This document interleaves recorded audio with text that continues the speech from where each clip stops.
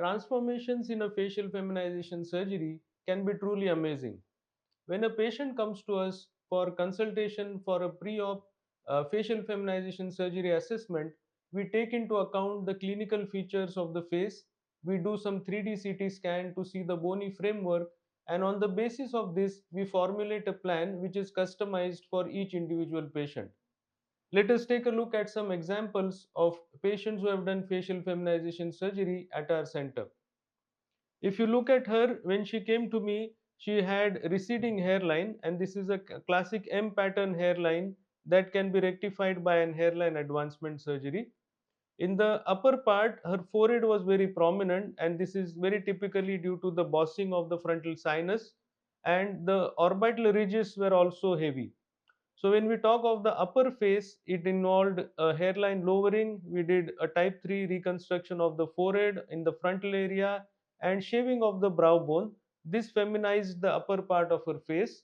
For the middle part of her face, we did correction of the septal deviation as well as a feminizing rhinoplasty.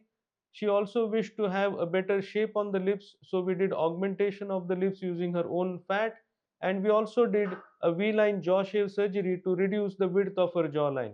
And you can see in the after photo that she looks much more feminine after the intervention has been done. This is a photo taken roughly 4 to 6 weeks after the surgery, and you can see that now she has a proper feminine kind of a forehead because the hairline has been advanced.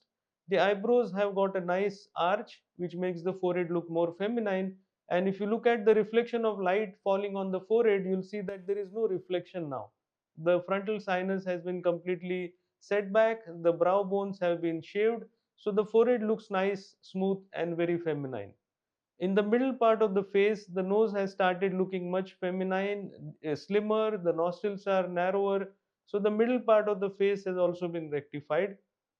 In the lower part of the face, a little bit of addition of fat has really made the lips look more feminine, and the work on the angle reduction and chin in the lower part of her face has helped us achieve a much more balanced facial proportion and makes the face look much more feminine than what it was before.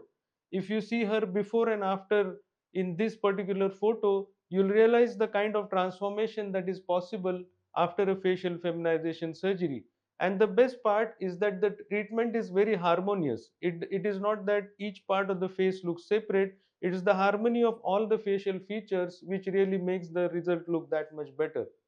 Let us take a look at another example where the patient was not yet ready for the complete changes in her face, but she mainly opted for work on the lower part of the face. So we did a feminizing rhinoplasty because her nose was quite broad, and I also worked on the lower part of the face by reducing the jaw, the chin bone, the width of the chin, and that's how the transformation took place. So this is how the face changed just by changing the nose and the jaw. When we look at a person's face, the nose is a very important feature. It catches 60% of attention. So just by feminizing the nose, her entire face, her entire outlook changed a lot. And of course, she was very heavy on the jaw angles, which is the case with a lot of patients. So when we did contouring of the jawline and reduced the width of the chin, that really helped her achieve a very feminine kind of an outcome. So if you see the before and the after, the jawbone was broad here. So the angle goes like this and then horizontally. And in the jaw shave, you can see that now she has a nice and smooth curve on the jaw, and the face has really started looking more feminine. We reduced the hump on the nose, the width of the nostrils. So the nose has also started looking much more feminine. So the effect of transformation from here to there is really quite stunning. Let's take a look at another example. In this particular patient, the hairline was receding and like the letter M, the frontal bone was prominent, the orbits were also prominent, and you can see the reflection of light going there. Then she was hollow on the temple areas, and the nose was bulbous at the tip. Along with that, her concern was that the chin was too long, and that used to add too much of vertical length to her face, and she wanted to reduce the length of the face to make it look plumper. You can see in the after photo that the hairline has now been advanced, the eyebrows have been raised, and that really has helped achieve a feminine effect on her forehead. Along with that, I have done some fat grafting in her temples because she was really quite hollow on the temples. A little bit work has been done mainly on the tip of her nose because she had a bulbous tip to begin with. Reduction of the nostril width has also helped us achieve a more feminine kind of a nose. We did a bit of fat grafting on the lips to make the lips look feminine, and we reduced the width of the chin. Mainly, she didn't need much of work on the jaw angle, but mainly in the center, and that has helped us balance out her facial proportions.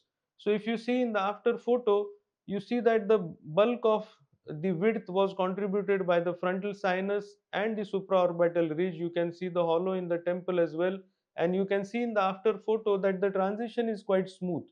From where the forehead starts to where the forehead ends, the transition is very smooth. There is no bossing that she has. The hump on the nose is gone. You see how convex the nose was to begin with and how nice and straight it is. The tip has also got a nice lift, so the tip looks a little lifted in the after photo. Augmentation of the lips has also helped us feminine her lips, and of course work on the jaw has helped us contour the chin and the jaw in a better manner. So whenever we organize a different set of surgeries for each individual patient, we take into account the soft tissue, we take into account the bony framework, and also other factors such as the skin texture, the thickness of the skin, hollowing caused by fat loss, and all of these are put together to create a very harmonious effect which is called as a facial feminization surgery. If you want to know more about this surgery, you can get in touch with us and we'll be happy to get back to you. So if you liked the information in this video, don't forget to subscribe to our channel and share this video with your friends.